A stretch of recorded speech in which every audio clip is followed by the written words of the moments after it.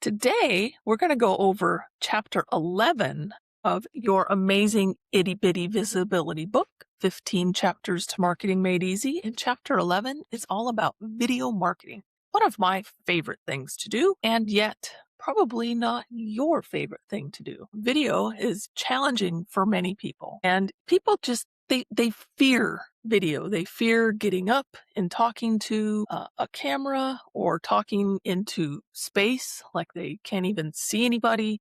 That was really strange when I started doing webinars where you couldn't see the audience. So that's one fear. And videos take practice. If you go back and look at videos that I did 20 years ago, they're not the same as they are now. So every video you do, you get a couple percent better. That's how I look at it. Every single video is practice. And I want to share with you some of the reasons that you really want to do video. Number one, video is the best way to share your personality and encourage future clients to trust you. It is very hard online to gain trust, and video is one of those things that makes it so much easier. People can see what you look like, see how you dress, see how you talk. All of these things that they're like intimidated with, especially in my industry, in the tech industry. People don't want to talk to tech people because they feel like they're going to talk down to them. They're going to make them feel stupid. And they can see by the videos I put out, I'm not that way. I have an introduction video on my website, and people have said that they felt comfortable to call me after watching that video. So the videos could be sales tools for you that work 24/7. People who have seen your videos will come up and talk to you as if they know you. This happens to me in networking events. So I am a true introvert. I absolutely hate going to big chamber events or any in-person networking events. I would rather just sit back on the wall and watch everybody. In fact, if I had the choice, I would rather sit in my office and not go. But that doesn't help grow a business. So early on, when I started doing videos that would be sent out to people in emails, the nice effect of that was when I went to these big events, people started coming up to me and starting conversations with me in reference to whatever video they had just watched. And generally, I had no idea what video it was until they started talking. And I had no idea who they were, even though I may have already met them. I might have met them once or twice. And I'll be honest, faces, names, I have a really poor memory for that.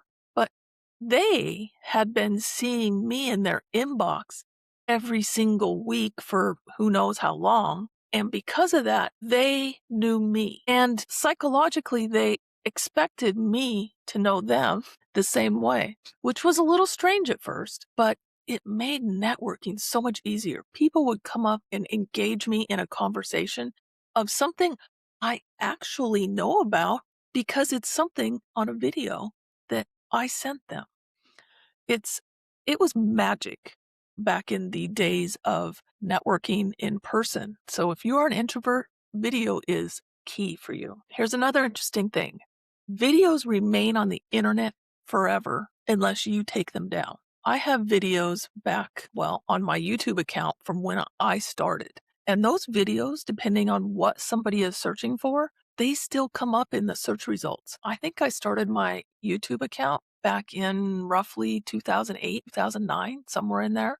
And there's videos on there that still show up on the search results, which I think is super cool. And here are a few super cool things to know about video. I love this one. There's a delete button. Unless you're going live, like I am right now, you don't have to post what you record. You could simply delete it. And if you're doing a short video, deleting it and re-recording it is faster than ever editing the video. Once you get into editing, it's a whole nother ballgame. But if you can just film something and use it, that is the best way to go. So a 30-second video is going to take you 30 seconds to record it. If you wanted to edit something you said out of it, you could spend an hour or two, or you could just re-record it for another 30 seconds. That's what I do. I try to do as little editing as possible. And videos can be short. In fact, there's a lot of places to put short videos these days. So don't let someone pressure you into doing long videos. It's not really necessary. Short videos work great. When I first started video marketing, I was doing 30 to 45-second videos and sending those out in emails to people.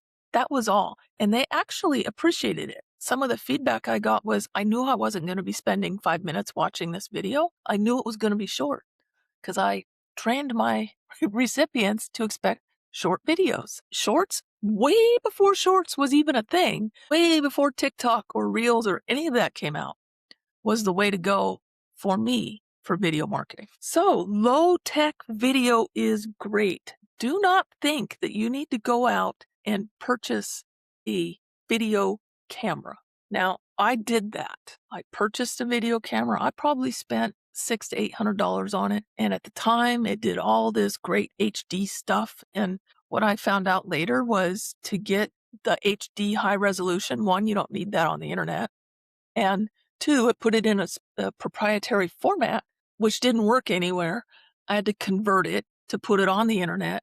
And then I lost that HD part of the video. So that was a complete, total waste of money to buy that. Just use your cell phone. That's it. Cell phones these days have good enough cameras for any marketing video you're going to do. Now, you're not going to do like a commercial you're going to put up on TV. Probably not.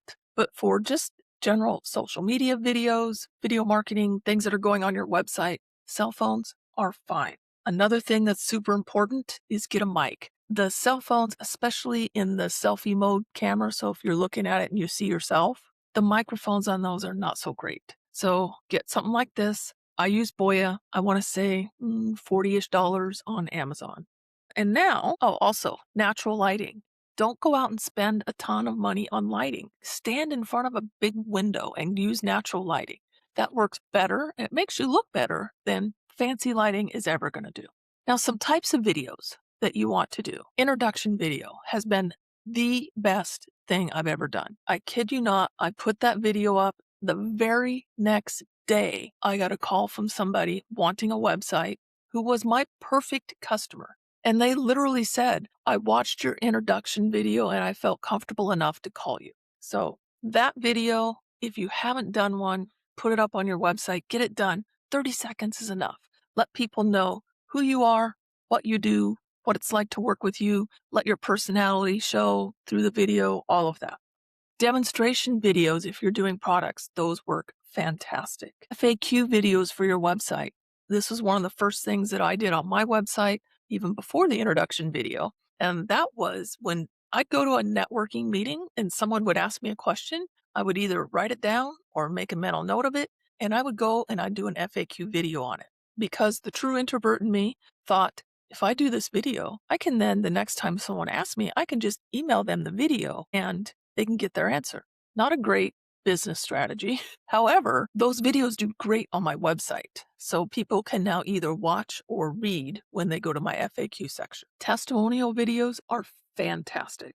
I have probably 15 to 20 up on YouTube from various different people, various different times within my business. And those videos show up when someone is searching for my business plus reviews or my name plus reviews. Aside from my website and aside from Google and Yelp and all of the other places that I have reviews online, those videos show up in the search results. Educational videos. I put a lot of videos with my blogs.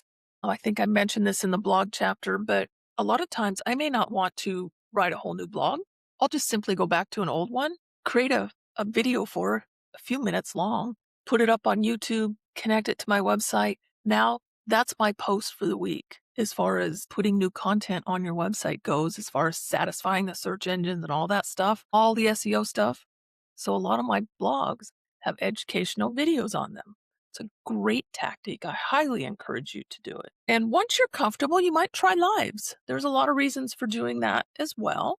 Live streaming allows interaction with your future clients on social platforms. That's kind of super awesome. And these are opportunities to show your personality and expertise and get people to trust you. So video has done a ton for me as far as growing my business over the years. And like I said, I started out not knowing what I was doing, making tons of mistakes. I still make tons of mistakes when it comes to video, but I just get over it. And one of the things I do want to say is I had feedback from people I didn't really care to get feedback from. And it was feedback I didn't really care about. Stuff like, Dottie, you should straighten your hair. Dottie, you should wear lipstick. Dottie, you should blah, blah, blah, blah, blah. Wasn't helpful at all. And the thing I want to say about that is the people that were doing that were not people I ever wanted to do business with.